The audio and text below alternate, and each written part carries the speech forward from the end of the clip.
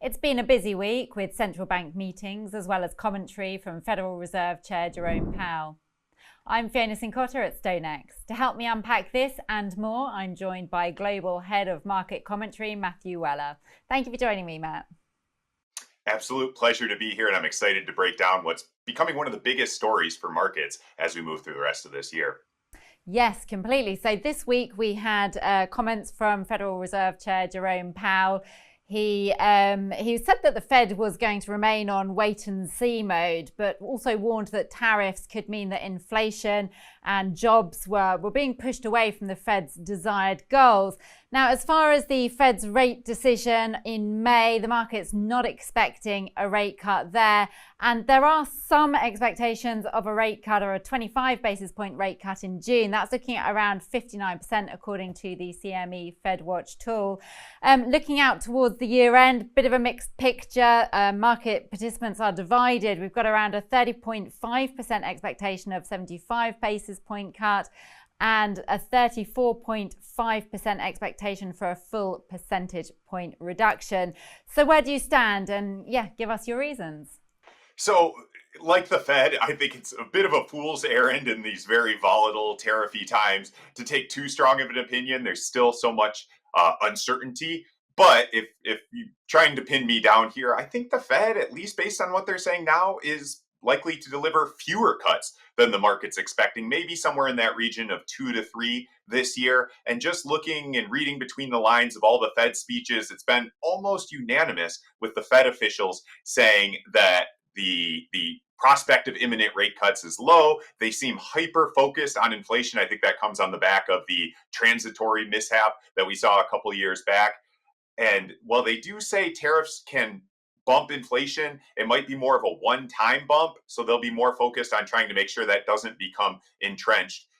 At the minute, we're seeing a strong divergence between what I would call soft data, like surveys of consumers and businesses, and the hard data with employment and inflation still relatively close to the Fed's goals. So I think until we start to see that soft data turn into hard economic data, the Fed is more likely to sit on their hands, and that might not be until the latter half of the year that they start considering rate cuts. Yeah, and then meanwhile, we also had Bank of Canada Governor Tiff Macklem, who also said that he was waiting for more information on how tariffs would shape up, but still said that these could create a once-in-a-century economic shock. So that could really plunge Canada into a year-long recession. That's quite dramatic stuff. And I suggest, given those comments, how much longer do you reckon that the central bank could remain in that holding position? Not too much longer, I would say. Just this morning, we saw the European Central Bank cut interest rates, now sitting 50 basis points below that of the Bank of Canada. And the interesting part there is that inflation in Canada is actually lower than it is across the European continent. So I think that's the path that the Bank of Canada will soon follow, with some aggressive interest rate cuts to try to offset some of the negative economic growth impact from the tariff regime that we're seeing out of the US. So what do you think, in your opinion, they are particularly attentive to? Frankly, I think if we didn't have an election coming up at the end of the month in Canada, the Bank of Canada might well have cut interest rates already at its meeting this week. I think once that's behind us, the Bank of Canada will start to cut more aggressively. The other thing to watch with Canada is, of course, it's closely tied with the US, its most important trading partner, whereas in the US, the Fed is likely, in my opinion, to keep relatively higher interest rates. And I think the Bank of Canada doesn't want to diverge too far from that if it doesn't have to. So I think that's another factor that's kept the Bank of Canada from cutting more aggressively, though I think that the economic realities will manifest as we move into the middle of this year, and we'll see some more aggressive Bank of Canada rate cuts. So pivoting back to the Fed as well here, central banks have a set of tools at disposal.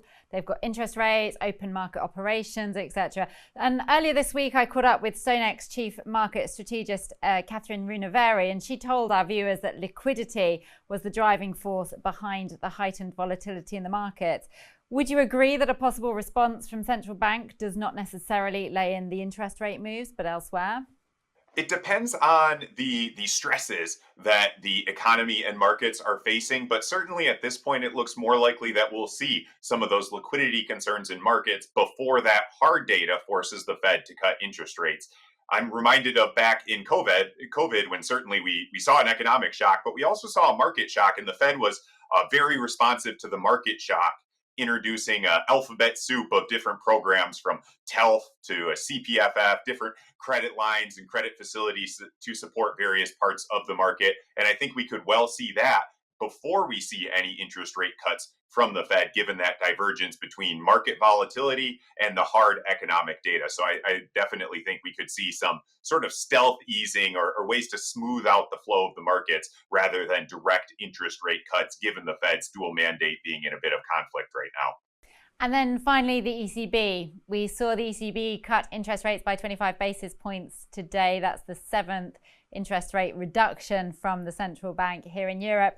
And we also saw that ECB President Christine Lagarde sort of emphasized the risk or the downside risk to growth in the region. I mean, what were your big takeaways from the meeting?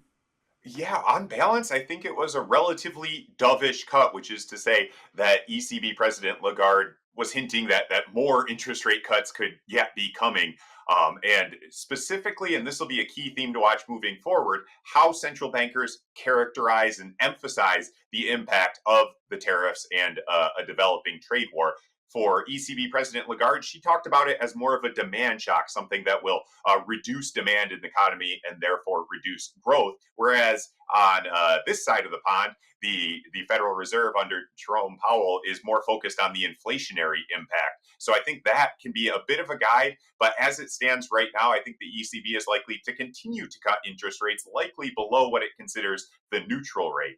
The one other point I would make is in the market reaction. At least as we're speaking now, the euro is holding up relatively well despite that dovish cut and despite traders pricing in more interest rate cuts from the ECB this year. Contrast that with the Federal Reserve, where earlier this week, Fed Chairman Jerome Powell characterized the economy as generally okay for the moment.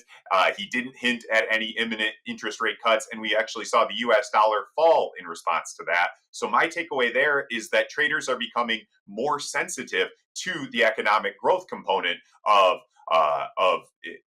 the tariff trade war, and therefore central banks that are aiming to cut to support demand might see their currencies hold in better or appreciate versus the market perhaps characterizing Powell and company as sort of whistling past the graveyard and not being attentive to those growth risks and overly obsessed with inflation. So it'll be very interesting to watch this dynamic moving forward.